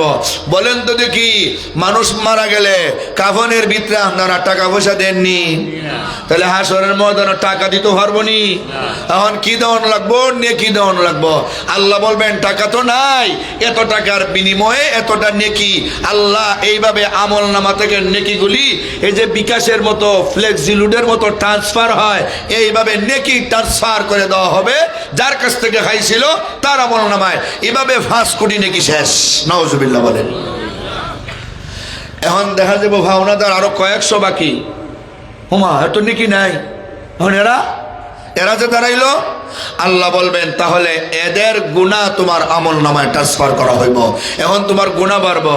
যেই বেটার একটু আগে নেকি ছিল 5 কোটি নেকি বিদায়, এখন আমল নামায় আরো 5 কোটি গুনাহ ইয়া যোগ হইছে। ওই 5 কোটি গুনাহ পরিমাণ জাহান্নামে জ্বললা যদি ঈমান থাকে তাইলে একদিন জান্নাতে যাইব। নাউজুবিল্লাহ। তাহলে ঘুষ যে হারাম, এই ঘুষে দুনিয়াতেও অশান্তি, দুনিয়াতেও মানুষ শ্রদ্ধা করে না, আর পরকালে জাহান্নামের আগুনে জ্বলতে হয়। এই জাতের ঘুষ সমাজ থেকে উৎখাত হোক, আমরা সবাই চাই কিনা? চাই না? আরো জোরে বলেন, চাইনি? সুদের ভিতরে আরেকটা জিনিস সমাজে আছে, ব্র্যাক ব্যাংক, এনজিও, কিস্তি, এই জাতীয় কিছু সমাজে আসেনি না? নাই? ইয়া আল্লাহ, কিস্তির উপরে টাকা তোলে, ব্যাংকওয়ালারা বাড়িতে এসে টাকা দেয়, দেয়নি না? দেয় না? কিস্তির উপরে নিয়ে যায়। আপনারা দিল 10,000, এক বছরে নিল 18,000, ক হাজার লাভ নিল? 8,000 নিল। 8,000 যে নিল, এটা কিসের বিনিময়ে? এটা কিচ্ছু দিছিনি আপনারে? না, এটা যে এমনি নিল, এটার নাম ওই সুদ। এটার নাম কি? সুদ। এটা ব্র্যাক ব্যাংক বলেন, আর এনজিও বলেন, আর কিস্তি বলেন, ডাইরেক্ট টাকা না, টাকা ফেরত দিলেন, সমান সমান না দিয়ে বেশি দিলেন, সমান সমান ফেরত দিলে এটা কর্জে হাসানার মতো হয়। আপনি যে একটা টাকাও তারে বেশি দিলেন, এটাই সুদ হইল। এটা আপনি কোনো কায়দা কইরেই সুদ থেকে বাঁচাইতে পারবেন না, সবগুলি সুদ। কথা বলেন ঠিক কিনা? অতএব এটা কিস্তি আর ব্র্যাক ব্যাংক আর এনজিও ব্যাংক সব থেকে নিজেকে দূরে রাখন লাগবো। রাখন লাগবো নি? কইব হুজুর দূরে যে রাখন লাগবো। আমরা এক বেটার বাড়ি গেলে কর্জা টাকা পাই না, বিপদে পড়ছি, অসুস্থ, হাসপাতাল যাইব, মারে নিয়া 10,000 টাকা দরকার। পাশের বাড়ি চাচা কোটিপতি, গিয়া কইলাম চাচা 10,000 টাকা দাও। চাচা কয় টাকা তো নাই। তখন সুদের উপরে চাইলে ঠিক হয়ে দেয়। কথা বলেন? আপনাকে কর্জা চাইছেন? কয় নাই রে বাবা, আমার কাছে নাই। কয় চাচা তাহলে কোনা হান থেকে আমার 10,000 টাকা মিলে দাও, 5,000 লাভ দিব নে। বুঝেন? যে বেটা একটু আগে নাই কইছে, এ বেটা এখন কয় সর্বনাশ, টাকা তো আমার কাছে আসলে আছে, বিনা লাভের না করছি, এখন যদি কই আছে তো আমার মাইন্ড করবো।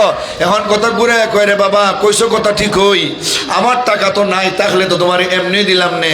আমার মেয়ের জামাইয়ের কিছু টাকা আমার কাছে দিছে, লাভের উপরে লাগাইবার লাগি, এটা কাঁচা জায়গা, যদি আবার তেরিমিরি করো আমি শরম পাইমু। ওই এমনে হ্যাঁ হেমনে ঘুরাইয়া নিজের টাকা মেয়ের জামার কথা কইয়া লাভ দিল। আগে কিন্তু কর্জা দেয় না, এখন লাভ দেয়। নাউজুবিল্লাহ হইতো না? যারা টাকা আছে এরা কয় হুজুর আমরা যদি কোনো লাভ না হয় তা বেটারে দিব কেন? আসেনি প্রশ্ন? আমরা যদি কোনো লাভ না হয় তাহলে তারা আমি টাকা দিব কেন? ব্যবসায়ী 5 লক্ষ টাকা নিয়ে ব্যবসার নামছে, সে যদি 5 লক্ষ দিয়ে 1 লক্ষ টাকা লাভ করতে পারে, আমি 5 লক্ষ টাকা সমাজে ছাড়লাম, আমি মাপ না দিব কেন আমার যদি কোনো লাভ না হয়? তার উত্তর হইল আপনি দিবেন সেবার জন্য। কিসের জন্য? সেবার জন্য। সেবা হইল 2 প্রকার। বলেন কয় প্রকার? 2 প্রকার। একটা হলো সুদ মুক্ত ঋণ দান, কর্জে হাসানা দান, সুদ মুক্ত ঋণ দান। আর একটা হইল বিনা শর্তে অনুদান, বিনা শর্তে অনুদান। বুঝছেন? অনেক গুরুত্বপূর্ণ কথা। সুদ মুক্ত ঋণ দান, আপনি কর্জা দিবেন 1 মাসের জন্য 10,000, লাভ কি হবে জানেন? প্রতিদিন 10,000 টাকা সদকা করার সব পাবেন। 1 মাস পরে কিন্তু টাকাটা ফেরত পাইতেছেন, মাঝখানে 1 মাস প্রতিদিন 10,000 সদকা করার সওয়াব। 1 মাস পরে যদি আইসা বলে ভাই সাহেব টাকা যে 10,000 নিছিলাম, আজকে তো মাস শেষ, দিতে পারছি না, আমার আগলা মাস টাইম বাড়াইয়া দাও না ভাই সাহেব। যদি আপনি দ্বিতীয় মাস টাইম বাড়াইয়া দেন, প্রতিদিন 20,000 সদকা করার সওয়াব। যদি আপনি তৃতীয় মেয়াদে টাইম বাড়াই দেন, প্রতিদিন 30,000 সদকা করার সওয়াব। বলেন কেন আমি দিব আমার যদি কোনো লাভ না হয়? লাভ আসেনি? আসেনি লাভ? একটা হইল সুদ মুক্ত ঋণ দান, আরেকটা হইল বিনা শর্তে অনুদান, ডাইরেক্ট দান করে দিবেন। ডাইরেক্ট দান করে দিলে আরো লাভ। মাসালুল্লাযীনা ইউনফিকুনা আমওয়ালাহুম ফী সাবিলিল্লাহ কামাসালি হাববাতিন আম্বাতাত সাবআ সানাবিলা ফী কুল্লি সুম্বুলাতিন মিয়াতু হাব্বা ওয়াল্লাহু ইউদাইফু লিমান ইয়াশা ওয়াল্লাহু ওয়াসিউন আলীম। আল্লাহু আকবার বলেন। একটা দান যদি আপনি হালি হিসাবে বীজ বাইন করেন, এটার থেকে হালি হয়, আপনি রোয়া দিবেন, 1টা থেকে 60টা হয়। একটা শীষের মধ্যে 100টা করে যদি দান ধরে, 60টার মধ্যে 700টা হয়। আপনি দিছিলেন মাত্র 60টা দান, 60টা থেকে বাড়লো 700, কে বাড়াইয়া দিল? কয় আল্লাহ এইভাবে দানকারীর দানরে আরো বাড়ায় দেয়। কয় এটা আপনার লাভ। এই লাভটা আপনি কেন করবেন? আরেক বেটায় 5 লক্ষ দিয়ে ব্যবসা করে, তাহলে আপনার 10 লক্ষ করে আপনি 2টা ভাগ করে ফেলেন। 5 লক্ষ নিয়ে আপনি ব্যবসায় নামেন, ওই ব্যবসার লাভ দিয়ে আপনি ফ্যামিলি চালাইবেন। আর 5 লক্ষ টাকা নিয়ে আপনি কর্জে হাসানায় নামেন। যারা যারা গরিব আছে, সুদের উপরে যারা টাকা পায় না, তাদের 1 মাসের মেয়াদে, 10 দিনের মেয়াদে, 2 মাসের মেয়াদে 5,000 10,000 কইরা কর্জে হাসানা দিবেন। একজনেরটা লইয়া আরেকজনকে দিবেন, একজনেরটা লইয়া আরেকজনকে দিবেন। এইভাবে আপনার 5 লক্ষ টাকা আখিরাতের ব্যবসায় লাগায় রাখেন, আর 5 লক্ষ টাকা আপনি দুনিয়ার ব্যবসায় লাগান। আপনি দুনিয়াতেও ধনী, পরকালেও ধনী। বুঝে আইছে? তাহলে এ পর্যন্ত 2টা বললাম, সুদ আর ঘুষ। বলেন কয়টা বললাম? 2টা। সুদ খাওয়া হারাম, ঘুষ খাওয়া হারাম। আমরা এই 2টার কাছেও যাব না, এই 2টার কাছেও যাব না। 3 নম্বর হইল, সমাজের কিছু মানুষ মদ পান করে, আর মদ পান করতে হইলো তো আরেকজন বিক্রেতা তখন লাগে, মদ বানানোওয়ালা তখন লাগে, মদ পরিবেশনকারী তখন লাগে। হাদিস শরীফে মদ সংক্রান্ত 10 প্রকার মানুষের উপরে লানত। মদ যারা বানায়, মদ যারা পৌঁছায় দেয়, মদ যারা বাচ্চা দেয়, মদ যারা খায়, মদ যারা বেচে, মদ যারা কিনে, এই জাতীয় 10 প্রকার লোকের উপরে লানত করা হয়েছে। নাউজুবিল্লাহ বলেন। লানত করা হয়েছে। ওই যে মদে মানুষের ব্রেন নষ্ট করে ফেলে, শুরুতে বলছিনি, যেই মদে মানুষের ব্রেন নষ্ট করে ফেলে। মদের ব্যবসা করা হারাম, এটা দিয়ে যা ভাইবেন সব হারাম।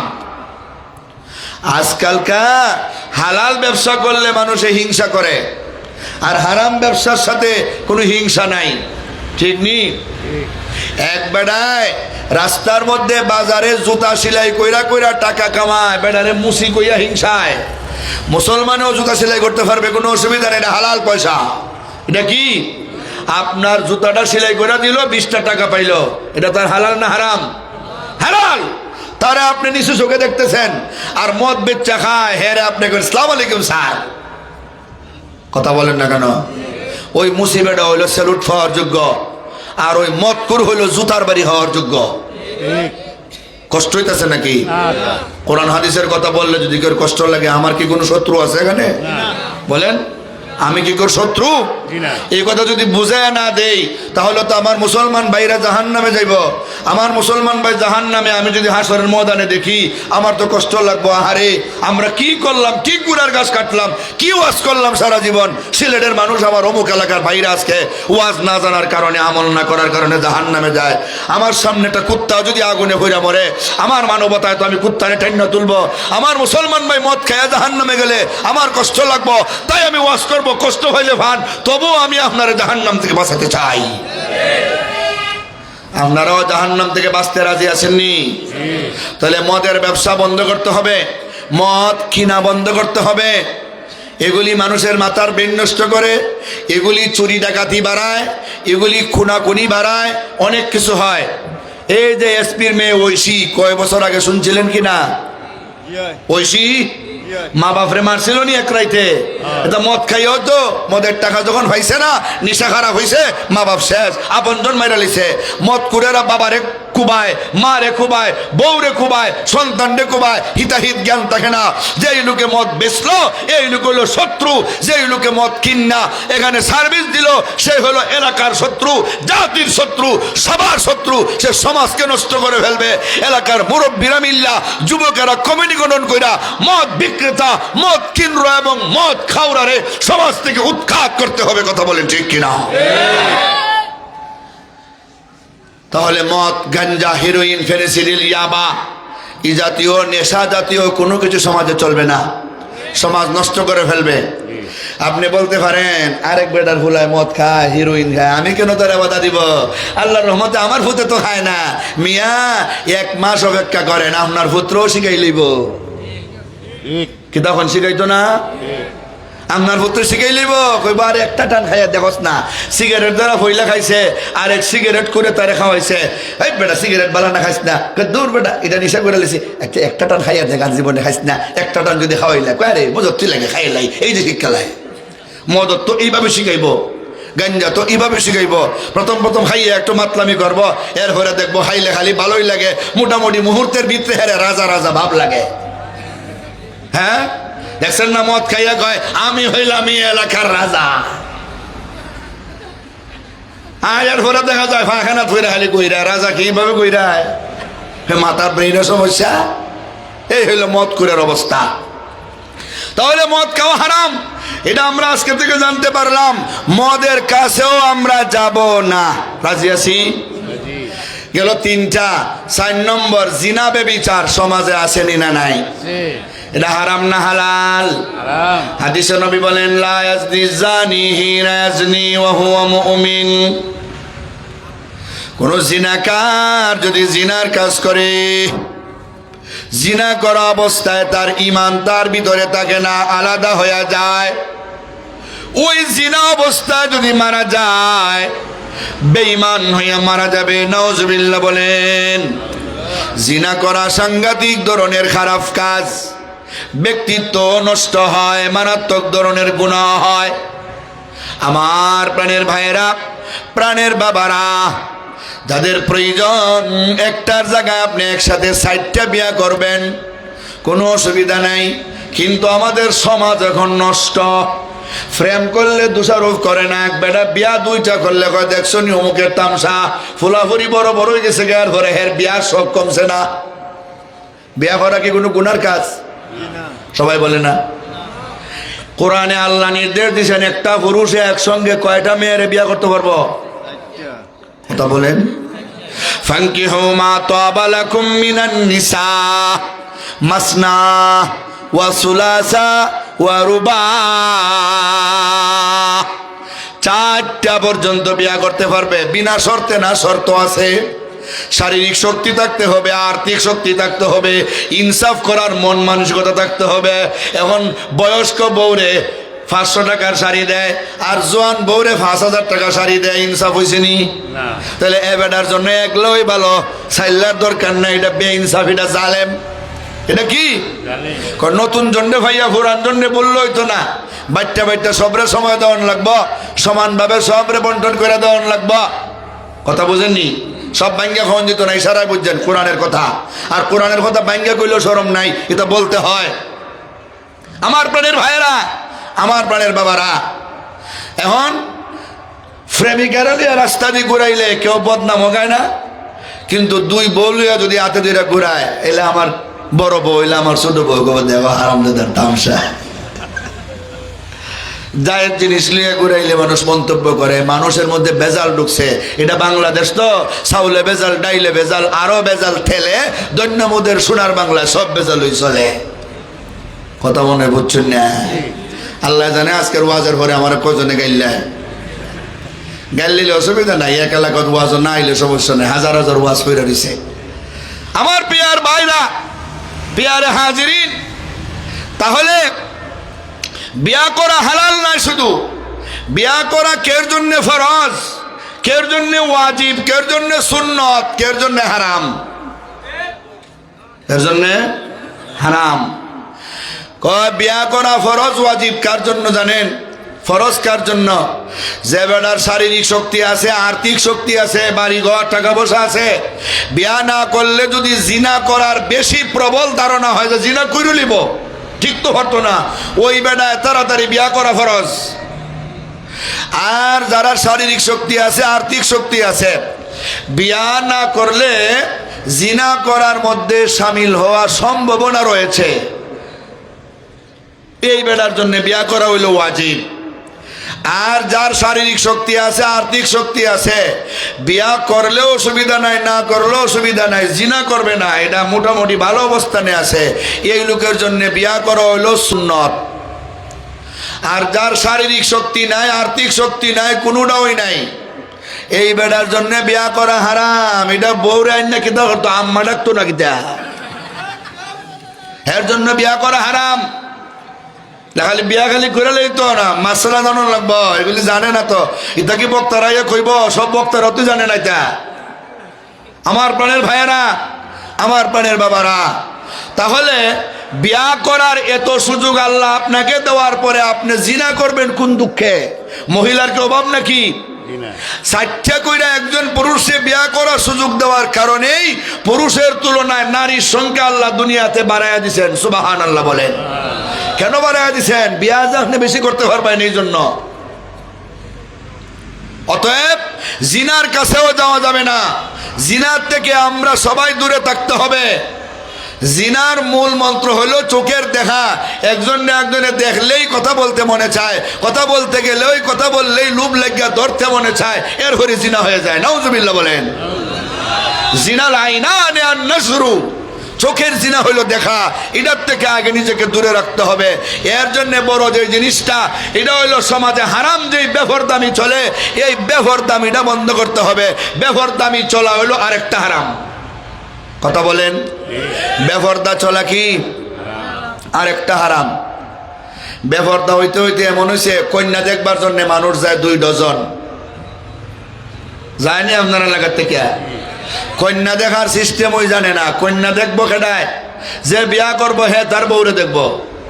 আপনি দুলাভাইয়ে দেখবার দরকার কি? আপনি বিয়া করতেনি? বাপও যায়, দুলাভাইও যায়, 14 গোষ্ঠীর লিয়ে যায়। বহু ঘটনা আমার জানা আছে। বাপে গেছে ফুতের বউরে দেখতো, পছন্দ লাগিয়া কের পুত্রে বিয়া করে, তো বাপ হয়ে বিয়া করে লেগেছে। এই জন্যে বাপে তো ফুতের বউরে দেখতে পারে, যাই যাচ্ছে কোন সময় বিয়া করার পরে না আগে? বিয়া করার পরে না আপনার ফুতের বউ, এর আগে তো ফুতের বউ হইছে না। এই জন্য আপনাও কন্যা দেখা যায় নাই। বিয়ার মাত কথা আগে ঠিক হইব, ফুরানি আগে ঠিক হইব, এরপরে জামাই বউ যারা স্বামী স্ত্রী পাত্র পাত্রী একজনকে একটু দেখার সুযোগ দেওয়া হইব। দেখা পছন্দ হইলে বিয়া হইব, নাইলে বাদ। এখন তো বোঝা যায় সিলেটের কাজীর বাজার গরু কিনতে যায়, কন্যা দেখতে যায় না, গরু কিনতে যায়। সব উদাম কইরা দেখে, সব উদাম কইরা দেখে। এমন বেত্তমিজরা অনেক জায়গা আমার কাছে রিপোর্ট আছে, ফিতা লইয়া যা কয় ফুট এটা না ফেগিয়া এরারে যে জুতা দিয়ে বাইরে না, এটা তো শুক্রিয়া। এটা বিয়া করতে জানি না, ডং করতে যায়। হ্যাঁ, আর বিভিন্ন জায়গা আছে এমন দুঃখাবাজিও চলে, কন্যারে এমন ভাবে সাজায়, একবারে কালো মেয়েরে সুন্দর বানায়, বিয়া কইরা বাসর রাইতে বেটা দেখে গো, ও ভাই গো আমি গেলাম নাই গো, দৌড় মারে, হারাম পথে যায়। এটা সব হারাম সমাজের। এই জন্য কন্যা দেখা যারা যাইব, বেটেন যারা যাইব, আপনারা একটা বুদ্ধি শিখিয়ে দেই। এটা হইল আমরা আপনার মেয়েরে দেখতাম আইছি, মাই গো তোমারে দেখতাম আইছি, আমার ভূতের লাগি তোমারে নিতাম, দেখতাম আইছি। আমরা আর কিচ্ছু চাই না, আমরা জানতে চাই তুমি নামাজ উমাজ ফরনি, কহা ফরি। তাহলে আমরা সামনে তুমি অজুহান কইরা দেখাও। অজু যখন করব, আডার গুড়ি মাইকা যে ময়দা মাইকা যে মেকআপ করে দলা হইয়া আইছিল, অজু করলে কিন্তু সব শেষ। কথা বুঝেন না? বুদ্ধি শিখাইতেছি, বুদ্ধি। এই যে মেকআপ কইরা সাদা হইয়া আইছিল, দেখবেন আপনি হাজার আম্মা ডাকলেও অজু করতো না। হিলা বুঝে অজু করলে তো ছুটে যাবো গা, অজু করতো না। আপনি অজু না করলে মানবেন না, না আমরা অজু করতাম, আমার সামনে অজু করে দেখি তুমি কেমনে অজু করো, আমরা শিখতাম। অজুটা করবো, দেখবেন ছুটে ছুটে সব পড়ে যাব, আসল চেহারা বার হয়ে যাবো গা। ঠিক নেই? তাহলে কেউ কেউ দুঃখাবাজি করা, এটা আরেকটা হারাম।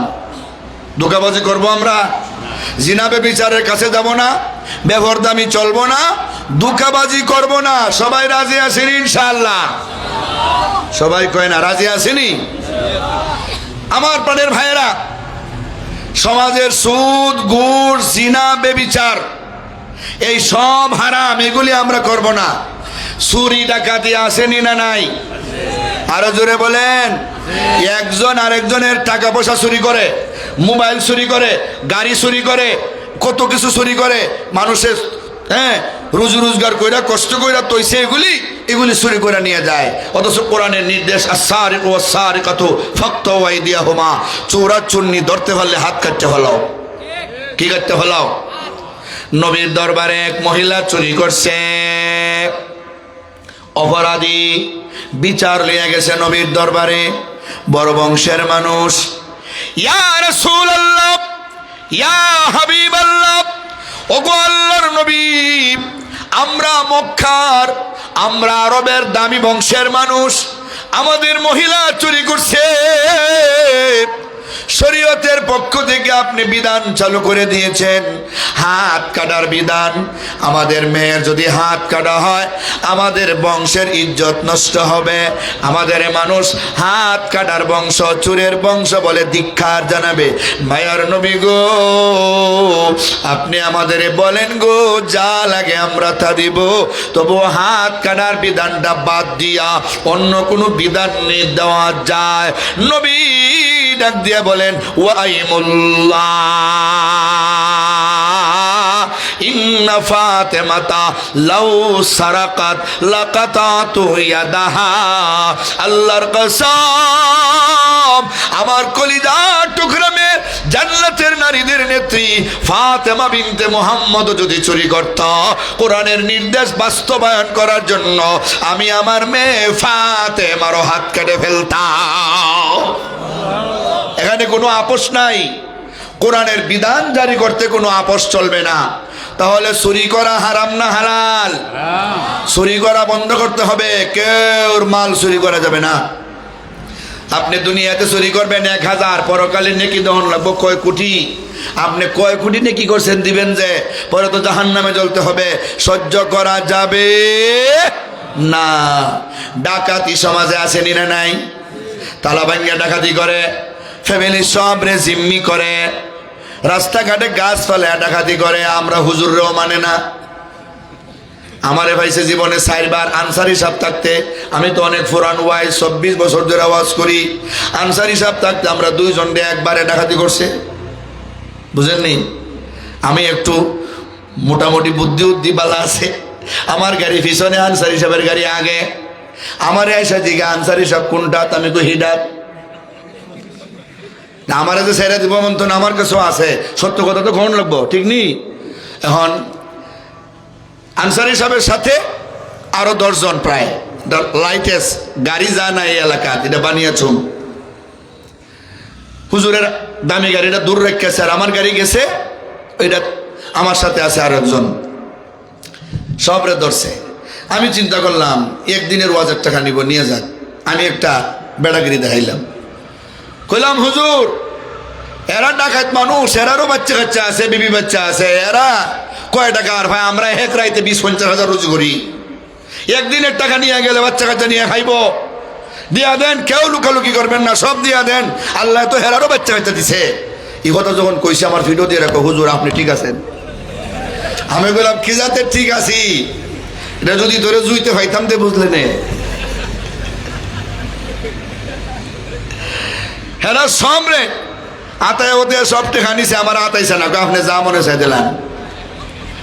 আমি এগুলোও রাখছি না, আমি সব দিছি, কইছি তা পরে যদি হাত দিয়ে আবার ভাই কইব আপনি আগে তো খসলাটি কই বালা, এখন যে আপনার 13 রয়ে গেল, এইটা দিলা না? আমিও সব দিলাইছি। তাহলে রাস্তাঘাটে এরা ডাকাতি করে, এটা কি এরার ভাওনা ছিল নাকি? এরা যে নিল, নেওয়াও আবার কয় হুজুর নিলাম যে মাফ করে দিয়েন। এটা মাফ দিলে চলবো? কথা বোঝেন না? এটা মাফ হয় না।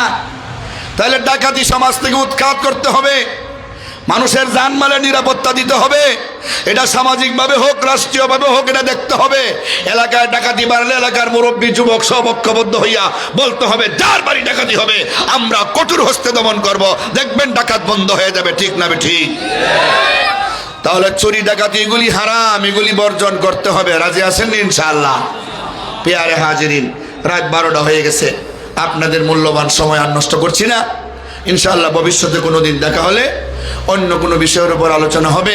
সমস্ত হারামগুলি অল্প অল্প করে বললাম, যাতে হারাম থেকে আমরা বাঁচতে পারি। আপনাদেরকে নিয়ে আখেরি মোনাজাত করব। এর আগে আপনাদের খেদমতে আমার আরজ, ওই যে গেট, এটা